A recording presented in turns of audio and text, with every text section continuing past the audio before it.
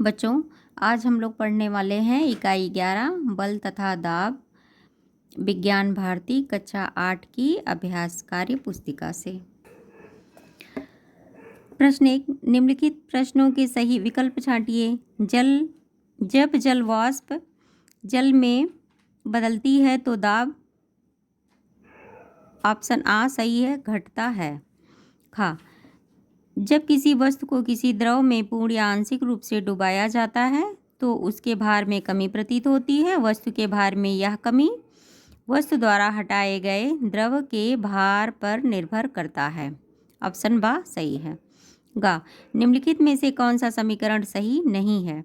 आ, घनत्व बराबर द्रव्यमान बटे आयतन, ये सही है बच्चों। द्रव्यमान बराबर घनत्व गुणे आयतन। देखिए द्रव्यमान यहाँ ऊपर रहेगा, ये इधर भाग है तो इधर जाके गुणा हो जाएगा, यानी कि ये भी सही है। और ये देखिए ऑप्शन दा, आयतन बराबर द्रव्यमान बटे घनत्व, ये भी सही है। और ये ऑप्शन सा जो है बच्चों, आयतन बराबर द्रव्यमान गुणे घनत्व, यही ऑप्शन गलत है, तो उत्तर हो जाएगा सा। घा, यदि जल पंप को ए से, साइकिल पंप को बी से तथा फुटबॉल पंप को सी से प्रदर्शित करें तो वायु दाब पर आधारित कार्य विधि है। दा सही हो जाएगा सभी, ए, बी तथा सी, क्योंकि तीनों ही वायुदाब पर आधारित कार्य विधि है। नेक्स्ट है, समुद्र तल पर वायुमंडल का दाब होता है। बच्चों, समुद्र तल पर वायुमंडल का दाब होता है 1.013 × 10⁵ न्यूटन पर मीटर स्क्वायर। बच्चों, अगला प्रश्न है प्रश्न 2, निम्नलिखित में से कौन सा कथन सही नहीं है। संपर्क तल का क्षेत्रफल अधिक होने पर दाब अधिक होता है, यही गलत है बच्चों, ये स्टेटमेंट गलत है, क्योंकि संपर्क तल का क्षेत्रफल जितना अधिक होता है दाब उतना ही कम लगता है। खा, वायुमंडलीय दाब का मान पारे के 76 सेंटीमीटर और स्तंभ के दाब के बराबर होता है, सही है। गा, फुटबॉल पंप की कार्यविधि वायु दाब पर आधारित है, सही है। घा, द्रव का दाब बर्तन की पेदी में सबसे अधिक होता है, सही है बच्चों। प्रश्न संख्या 3 देखिए, एक जल से भरे पात्र में जल की 3 सतह ए, बी तथा सी चित्र के अनुसार है। यदि बिंदु ए, बी, सी पर दाब क्रमशः P A, P B, P C हो तो कौन सा कथन सत्य है। बच्चों देखिए, सी की गहराई सबसे ज़्यादा है, इसलिए बिंदु सी पर सबसे अधिक दाब लगेगा। बी पर दाब सी से कम होगा और ए पर दाब सबसे कम बी तथा सी से भी कम ए पर होगा, क्योंकि ए की गहराई सबसे कम है, तो ऑप्शन सा सही हो जाएगा। पी सी पे सबसे ज़्यादा, उसके बाद पी बी पे है, फिर पी ए पॉइंट पर सबसे कम दाब लगेगा। प्रश्न 4, रिया अपने लिए एक स्कूल बैग खरीदने दुकान पर जाती है। रिया की ज़रूरत को ध्यान में रखकर दुकानदार ने उसे 2 स्कूल बैग ए तथा बी नीचे दिए गए चित्रानुसार दिखाए। तो बच्चों यहाँ पे देखिए 2 बैग का चित्र बना हुआ है। आप रिया की स्कूल बैग चयन करने में सहायता कीजिए, जिससे वह किताब कॉपी आसानी से स्कूल ले जा सके। अपने चयन का आधार भी स्पष्ट कीजिए। बच्चों, इस प्रश्न का उत्तर देने के लिए सबसे पहले हम लोग को बैग को ध्यान से देखना होगा। बच्चों, इसमें देखिए, इसमें कोई कंधे पे टांगने के लिए कोई भी पट्टा हमें नहीं दिख रहा है, और जबकि यहाँ पर एक चौड़ा, ये 2 देखिए चौड़े पट्टे दिख रहे हैं। पीठ पर टांगने के लिए कंधों पर ज़्यादा दाब पड़ेगा क्योंकि पट्टा पतला है, और इसमें बच्चों देखिए कंधे पे टांगने के लिए जो पट्टा दिया हुआ है ये काफ़ी चौड़ा है, तो इसका अब आप आंसर दे सकते। रिया के लिए बैग बी लेना चाहिए क्योंकि बैग बी का पट्टा चौड़ा है, इसलिए कंधों पर दाब कम पड़ेगा, क्योंकि दाब क्षेत्रफल पर निर्भर करता है। प्रश्न 5, एक स्टील की कटोरी को पानी पर रखते हैं तो वह पानी पर तैरती रहती है, लेकिन उस कटोरी में बालू भर देने पर वह डूब जाती है, ऐसा क्यों होता है। देखिए बच्चों, पहली स्थिति में कटोरी का भार तथा उत्प्लावन बल बराबर रहता है, इसलिए कटोरी तैरती है, लेकिन दूसरी स्थिति में कटोरी का भार बालू भर देने पर बढ़ जाता है और उत्प्लावन बल कटोरी के भार से कम हो जाता है और कटोरी डूब जाती है।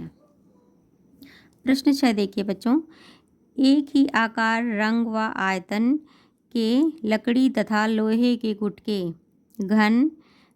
घनाभाकार आकृति में बांधकर अलग अलग हुक से लटकाया गया है। निकट ही पानी से भरा एक कटोरा रखा है।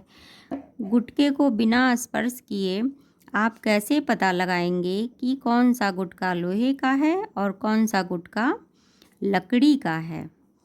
देखिए बच्चों, इसको आप ऐसे पता लगा सकते हैं। हुक से लटके हुए लकड़ी तथा लोहे के टुकड़े को पानी में डुबाएंगे। जो गुटका पानी में तैरेगा वो लकड़ी का होगा और जो गुटका पानी में डूब जाएगा वह लोहे का रहे।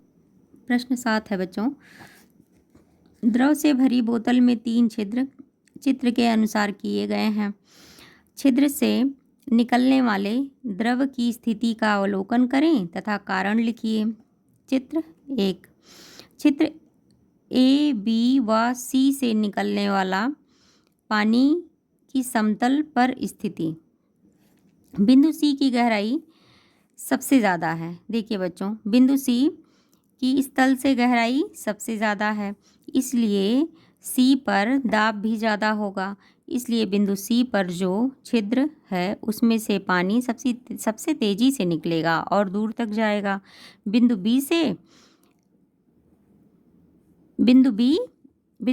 बी क्या है बच्चों? सी से कम गहराई पर है और ए और भी कम गहराई पर है, इसलिए दाब जो है बी पॉइंट पे कम होगा और ए पॉइंट पर और भी दाब कम होगा। अगला है बच्चों चित्र 2, छिद्र ए व बी से निकलने वाले पानी की स्थिति। देखिए बच्चों, एक बॉटल है और ए और बी समान गहराई पर 2 छिद्र बने हुए हैं। दोनों छिद्र समान ऊंचाई पर होने के कारण, और देखिए बच्चों इस तल से समान ऊंचाई पर हैं दोनों छिद्र समान ऊंचाई पर होने के कारण दोनों छिद्र से निकलने वाला पानी भी समान दूरी पर गिरेगा। अगला प्रश्न है बच्चों, प्रश्न 8, अपनी हथेली पर गणित और विज्ञान की किताब रखकर उठाइए। अब इन दोनों किताबों को एक रस्सी से बांधिए और रस्सी को उंगलियों में फंसाकर उठाइए। दोनों स्थितियों में आप द्वारा पुस्तकों को उठाने में लगाए गए बल की तुलना कीजिए और अपने अनुभव को कारण सहित लिखिए। बच्चों देखिए, पहली स्थिति में संपर्क तल ज़्यादा है। जब हम किताबों को अपनी हथेली पे रखेंगे बच्चों, तो पूरी की पूरी किताब हमारी हथेली पर रहेगी, तो संपर्क तल ज़्यादा रहेगा, इसलिए पुस्तकों को उठाने में कम बल का अनुभव होगा। दूसरी स्थिति में संपर्क तल कम है, अतः पुस्तकों को उठाने में ज़्यादा बल का अनुभव हो। अगला प्रश्न है बच्चों, एक ड्रॉपर लेकर उसके अगले सिरे को पानी में डुबाइए। अब इसी अवस्था में ड्रॉपर को दबाकर छोड़िए। ड्रॉपर में चढ़े पानी के तल को देखिए। पुनः ड्रॉपर को बाहर निकाल कर दबाइए और दबाकर रखते हुए इसे पानी में डालकर छोड़िए। ड्रॉपर में चढ़े पानी का तल देखिए। दोनों स्थितियों में देखे गए अंतर, परिवर्तन तथा उसके कारण को लिखिए। इसका उत्तर होगा बच्चों, दूसरी स्थिति में पानी ज़्यादा चढ़ा और पहली स्थिति में कम चढ़ा, क्योंकि पहली स्थिति में ड्रॉपर के अंदर दाब कम था, इसलिए पानी भी कम चढ़ा। बच्चों इसको आप देख भी सकते हैं, प्रैक्टिकल कर भी सकते हैं, ड्रॉपर इजीली मिल भी जाता है, आप इसको करके ज़रूर देखिएगा। आगे बढ़िए, प्रश्न संख्या 10, माना किसी वस्तु का हवा में भार WA है। वस्तु को पानी में डुबोने पर उस पर लगने वाला उत्प्लावन बल WG है। चित्र देखकर सुमेलित कीजिए। देखिए बच्चों, यहाँ पे दिया हुआ है A, B तथा C। बच्चों ये जो वस्तु A है वो पूरी तरह से डूबा हुआ है पानी में। अगर ये वस्तु पूरी तरह से डूबा हुआ है तो बच्चों इसमें देखिए ए, यानी कि डब्ल्यू ए क्या है? वस्तु का भार है। वस्तु का भार ज़्यादा है किससे? WG से। उत्प्लावन बल से अगर वस्तु का भार ज़्यादा है तो वो पानी में पूरी तरह से डूब जाएगा। अब वस्तु बी को देखिए। वस्तु बी पानी में डूबी हुई तैर रही है। देखिए बच्चों, ये पानी में डूबी भी हुई है और तैर भी रही है। तो ये देखिए बच्चों, बी का मिलान हम कर देंगे WA बराबर WG, यानी कि बच्चों ये जो बी है वस्तु, इसका भार उत्प्लावन बल के बराबर होगा। अगला है सी। वस्तु सी तैर रही है बच्चों। ये तल देखिए, ये पानी का तल है और इस तल के ऊपर ये वस्तु तैर रही है।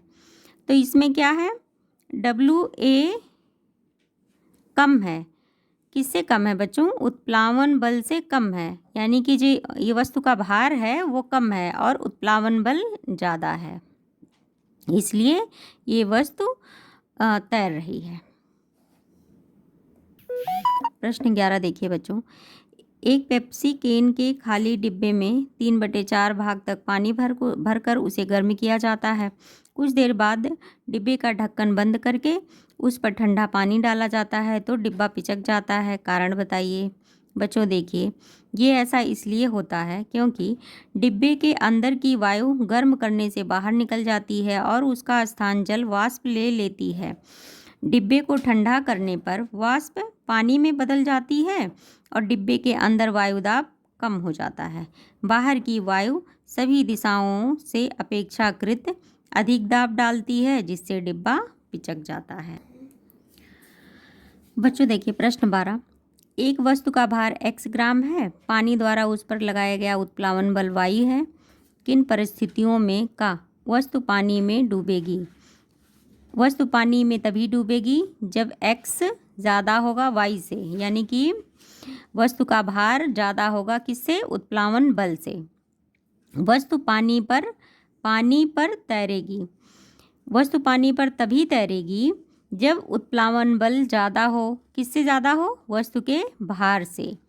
गा है वस्तु पानी में पूरी डूब कर तैरेगी।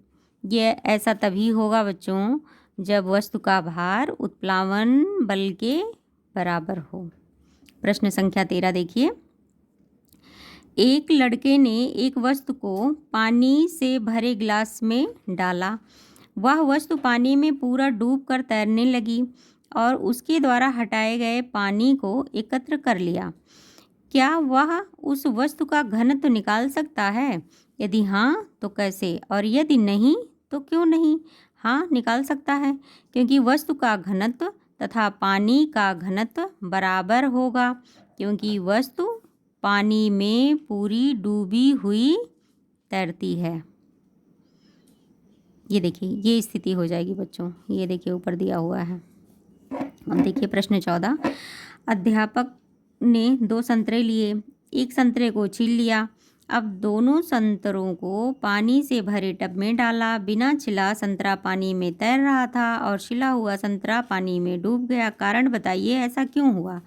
बिना छिला संतरा पानी में तैर रहा था क्योंकि उसका घनत्व कम था। छिला हुआ संतरा पानी में डूब गया क्योंकि छिले हुए संतरे का घनत्व ज़्यादा हो गया।